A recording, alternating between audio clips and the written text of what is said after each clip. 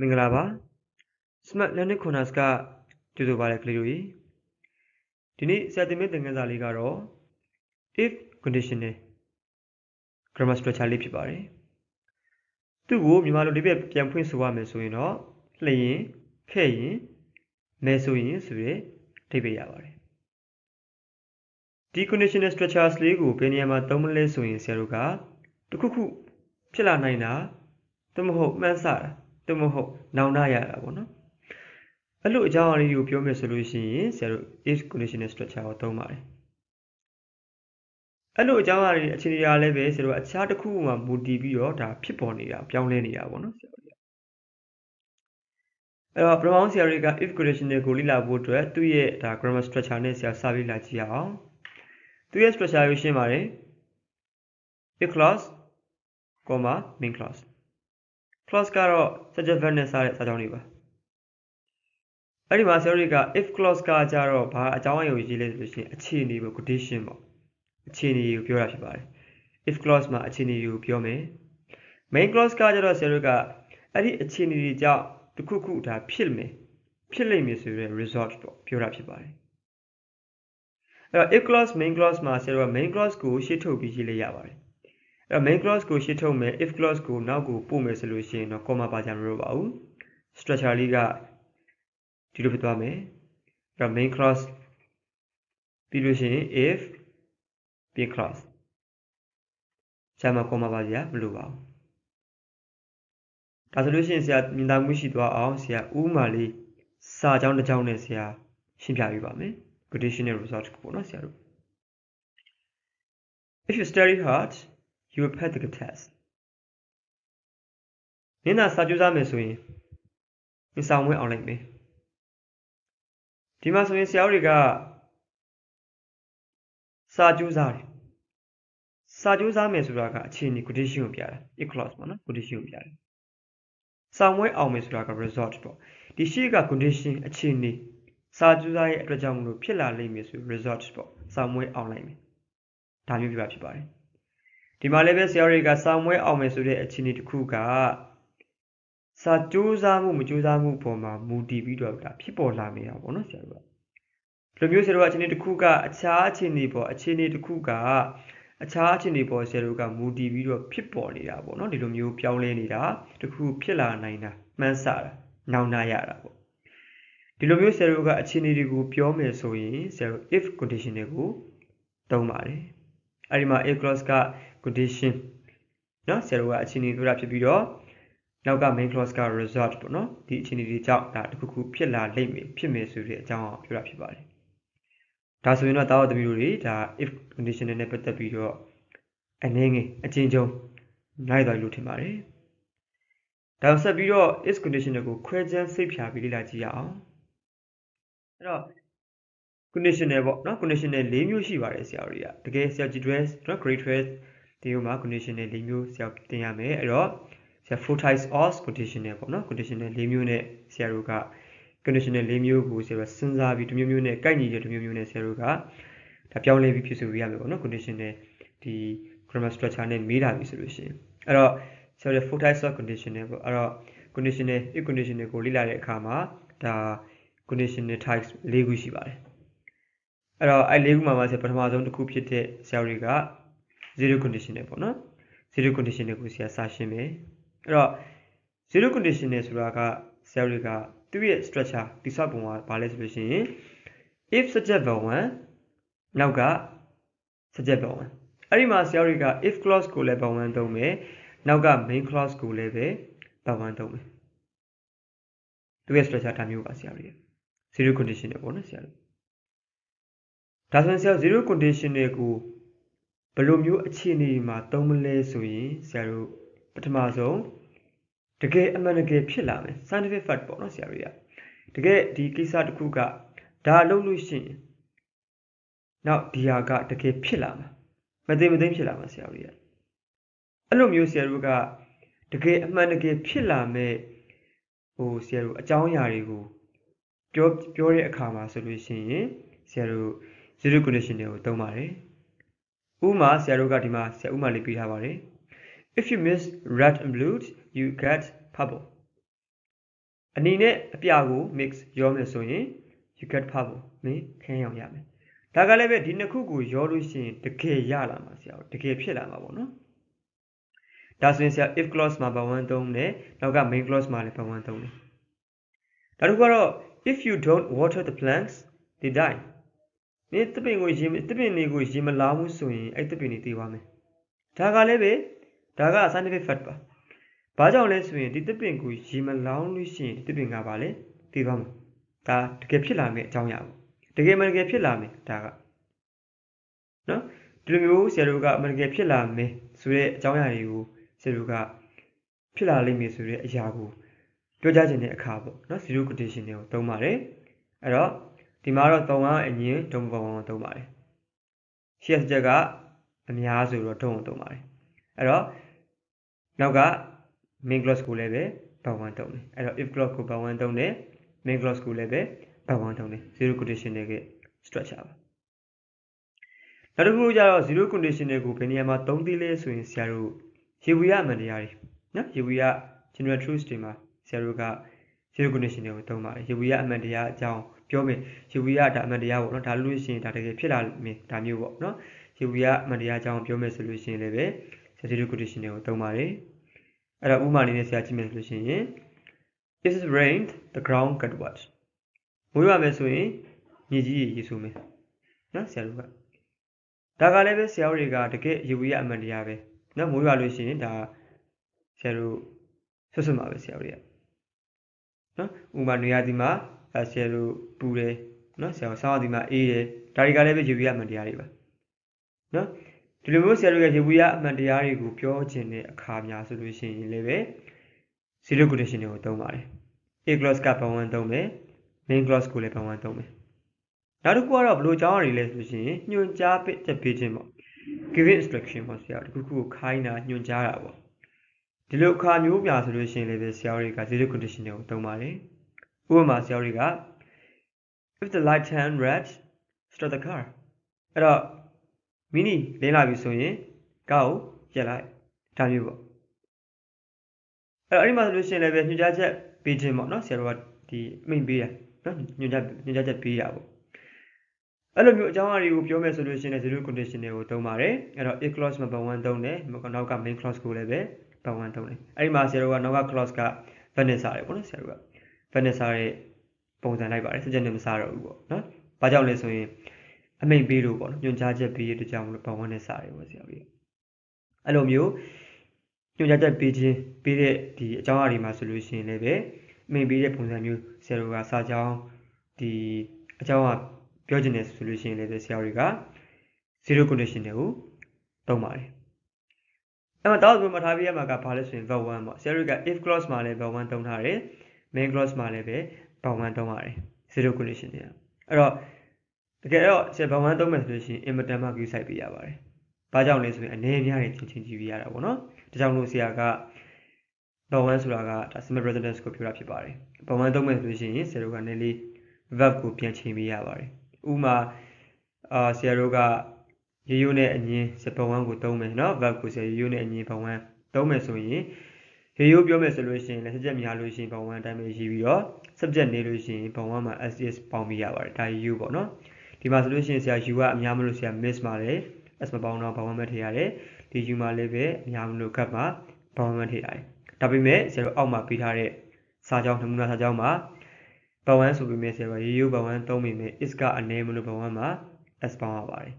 နော်အဲ့လို the ground အနေမလို့ဆရာတို့က gap မှာ s ပေါင်းရပါတယ်ဒါကတော့ပုံ1သုံးလို့ရှိရင်အနေများပြန်ချင်းရပါတယ်တကယ်လို့ကအငင်းပုံ1ကိုဆရာတို့ကအငင်းပုံစံရေးမယ်ဆိုလို့ရှိရင်လေ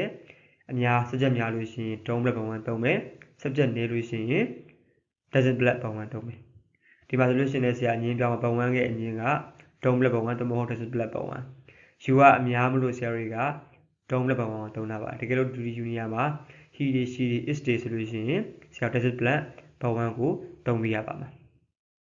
ဒီလိုအချက်ကလေးတွေလည်းဆရာပြပါပါမယ်ပုံ1သုံးမယ်ဆိုလို့ရှိရင်ပေါ့နော်ဒါပေမဲ့နေရာတိုင်းမှာပါဆရာတို့ conditional တခုလည်းမဟုတ်ဘူးဒါတခြားသော grammar structure တွေဖြစ်မယ်ဆိုရင်လည်းပုံ1သုံးမယ်ဆိုလို့ရှိရင် immediate မှာဆရာတို့က ပြုပြပါပါတယ်အဲ့ချက်လေးကိုဆရာမှတ်ထားပေးပါနောက်တစ်ခုကဆရာတွေကဘာလဲဆိုရင် first condition တွေပါ အဲ့တော့သူရဲ့ structure တိစပုံလေးကတော့ဘယ်လိုလေးလဲဆိုလို့ရှိရင်ဆရာတွေက if case စာကြောင်းမှာတော့ bound 1 သုံးမယ်နောက်က main clause မှာကကျတော့ where black bound 1 သုံးပါမယ်အဲ့တော့ဒါဆိုရင် first conditional ကိုဘယ်လိုမျိုးအခြေအနေမှာသုံးမလဲဆိုလို့ရှိရင်ဆရာတွေကပထမဆုံးဖြစ်နိုင်တဲ့အခြေအနေပေါ့ဒါပေမဲ့မသိကြဘူးဖြစ်ချင်လည်းဖြစ်မယ်မဖြစ်ချင်လည်းမဖြစ်ဘူးဟို zero conditional မှာကတော့တကယ်ကိုဖြစ်နိုင်တယ်ဖြစ်နိုင်တဲ့အခြေအနေဆိုပေမဲ့တကယ်မှတကယ်ဖြစ်တယ် zero conditional က first conditional ကကျတော့ဖြစ်နိုင်တဲ့အခြေအနေဒါပေမဲ့မသိကြဘူးဒါမျိုးနော်အဲ့လိုမသိကြတဲ့ဖြစ်နိုင်တဲ့အခြေအနေတွေကိုခံမှန်းပြောဆိုတာမျိုးဆိုရင်ဆရာတို့ first conditional ကိုသုံးပါတယ် if bound 1 where bound 1အဲ့တော့ဆရာတွေကပထမဆုံး is a minute ကြည့်အောင် if it rains I will stay at home မိုးရွာမယ်ဆိုရင်ငါအိမ်မှာပဲနေမယ်ဆိုတာကသူနေချင်မှနေမယ်လေအပြင်ထွက်ရင်လည်းကျွန်တော်ပြောလို့မရမိုးကညစ်ဝေးပြီးတော့အခြားသောသွားစရာကိစ္စရှိလို့ရှိရင်သွားအောင်ပါပေါ့နော်မိုးကလည်းရွာချင်မှလည်းရွာမှာပြီးတော့ဒီလိုမျိုးဆရာတို့ကဖြစ်နိုင်တဲ့အခြေအနေအဲ့ဒါမသိကြဘူးပေါ့နော်အဲ့လိုမျိုးမသိကြတဲ့ဒီဖြစ်နိုင်တဲ့အခြေအနေတွေကိုခံမှန်းပြောဆိုတာမျိုးဆိုလို့ရှိရင်ဆရာတွေက first condition ကိုသုံးပါတယ် structure က if စာကြောင်းမှာ bound 1နောက်က where black bound 1သုံးပါတယ်နောက်တစ်ခုကဆရာတို့ကဘယ်လိုအကြောင်းပြောမလဲဆိုလို့ရှိရင်သတိပေးခြင်းပေါ့နော်သတိပေးစာ sorry စာမပါဘူးနော်ဆရာတို့ရသတိပေးကြောင်းပေါ့နော်သတိပေးတာပေါ့ဥမာ warning ပေးတာပေါ့နော်သတိထားပေါ့နော်သတိပေးတာအဲ့လိုမျိုးသတိပေးကြောင်းဆရာတို့ကအကြောင်းအရာလေးတွေကိုပြောချင်တယ်ဆိုလို့ရှိရင်လည်းဆရာတို့က first condition ကိုသုံးပါတယ်ဥပမာဆရာတို့က if you don't study it you will fail the test မင်းစာမလုပ်လို့ရှိရင်မဆောင်မွေးကြမယ်ဒါကလည်းပဲဆရာတို့ကသတိပေးတာပါစာကိုလုပ်စာမလုပ်လို့ရှိရင်ဆောင်မွေးကြပါမယ်ဒါမျိုးပေါ့သတိပေးတာဆရာတို့အဲ့လိုမျိုးဆရာတို့သတိပေးတဲ့ပုံစံမျိုးသတိပေးတဲ့အကြောင်းအရာတွေကိုပြောချင်တယ် conditional နဲ့ပြောချင်တယ်ဆိုလို့ရှိရင်ဆရာတွေက first condition ကိုသုံးပါတယ်အဲ့တော့ if စာကြောင်းမှာ bound 1ဒါ bound 1အရင်ပေါ့နော်နောက်စာကြောင်းမှာ where black bound 1သုံးပါတယ်ဒါလေးပါပဲဒါဆိုတော့ဆရာ first condition ကိုဘယ်နေရာမှာသုံးအောင်မလဲဆိုတာကိုသားသမီးတို့သိပါတော့ဝီထင်ပါတယ်ဒါဆိုနောက်တစ်ခုပေါ့နော်နောက်တစ်ခုဆရာတို့ကသွားကြည့်အောင် last condition တစ်ခုကတော့ second condition ပါအဲ့တော့သူရဲ့ structure ကဘာလဲဆိုရင် is စာကြောင်းမှာ verb သုံးမယ်နောက်စာကြောင်းမှာ who plus bound 1သုံးမယ်ဒါဆိုရင် second condition ကိုဆရာတို့ကဘယ်လိုမျိုးအခြေအနေတွေမှာသုံးမလဲဆိုရင်ဘယ်လိုမျိုးအကြောင်းအရာတွေမှာသုံးမလဲဆိုရင်လက်တွေ့မှာမဖြစ်နိုင်တဲ့အရာတွေပြီးရင်တကယ်မဟုတ်ဘဲနဲ့ဖြစ်နိုင်တဲ့အခြေအနေကိုစိတ်ကူးရင်ပြီးပြောတာပေါ့အဲ့လိုအခြေအနေတွေကိုပြောချင်တယ်ဆိုရင်ဆရာတို့က second condition ကိုသုံးပါတယ်တော့ဆရာတွေကအတိတ်နဲ့အနာဂတ်နဲ့ကိုဆရာတို့က balance ချပြီးသုံးတာဖြစ်ပါတယ်မျှပြီးသုံးတာဖြစ်ပါတယ်အဲ့တော့ဒါလုပ်ခဲ့မယ်ဆိုလို့ရှိရင်ဒါဖြစ်နိုင်မယ်ပေါ့ဒါမျိုးပေါ့နော်ဆရာတို့လက်တွေ့မှာမဖြစ်နိုင်တဲ့အရာတွေတကယ်မဟုတ်ဘဲဖြစ်နိုင်တဲ့အခြေအနေကိုစိတ်ကူးနဲ့ပြောတာအဲ့လိုမျိုးဆရာတွေကဒီနေထားမျိုးပြောမယ်ဆိုလို့ရှိရင် second conditional structure ကိုဆရာသုံးရပါတယ်ဥပမာအနေနဲ့ if I was a millionaire I would buy a private jet ကျွန်တော်သာငါသာပေါ့နော်ဆရာတွေတန်းကျွဲတတိတယောက်ဖြစ်ခဲ့မယ်ဆိုရင်ငါကိုပိုင်လေရင်တစည်းငါဝင်ပါဒါဖြစ်ခဲ့ရင်ဒါဝင်ပါနော်ဒီလိုသာဖြစ်ခဲ့မယ်ဆိုရင်ငါဒီလိုလှုပ်လိုက်မယ်ပေါ့ဒီလိုသာဖြစ်ခဲ့မယ်ဆိုရင်ငါဒီလိုလှုပ်လိုက်မယ်အတိတ်နဲ့အနာဂတ်ဆရာတွေကမျှပြီးသုံးတာဖြစ်ပါတယ်ဒါပေမဲ့လက်တွေ့မှာတညက်တည်းမဖြစ်နိုင်အဲ့တော့ private jet ကလည်းပဲဆရာတို့ကဝယ်ဖို့ဆိုတာကမဖြစ်နိုင်တဲ့အခြေအနေပေါ့စိတ်ကူးရင်ပြောတာဆရာတို့အဲ့လိုခံမှဆိုလို့ရှိရင် second condition ကိုသုံးပါတယ်နောက်တစ်ခုကဆရာတို့က if they had a car they would travel more easily သူတို့ဒီမှာသာသူတို့ကားရှိမယ်ဆိုရင်ကားရှိခဲ့မယ်ဆိုရင်သူတို့ခရီးသွားတဲ့အခါမှာပို့ပြီးတော့လွယ်ကူအဆင်ချောမြင့်စွာနဲ့သူတို့သွားလို့ရမှာအဲ့နဲ့လက်တွေ့မှာသူတို့ကားမရှိဘူးမဖြစ်နိုင်ဘူးပေါ့နော်အဲ့တော့အဲ့လိုမျိုးတကယ်မဟုတ်ဘဲနဲ့ဖြစ်နိုင်တဲ့အခြေအနေကိုစိတ်ကူးနဲ့ပြောတဲ့အခါမှာဆရာတွေက second condition ကိုဆရာတို့သုံးပါတယ်ဒါဆိုရင်ဆရာ second condition နဲ့ပတ်သက်ပြီးတော့တားသူတို့နားလည်သွားမယ်လို့ထင်ပါတယ်ဒါဆိုနောက်ဆုံးတစ်ခုဖြစ်တဲ့ third condition တွေပေါ့အဲ့တော့ test condition တွေကိုဆရာဘယ်နေရာမှာ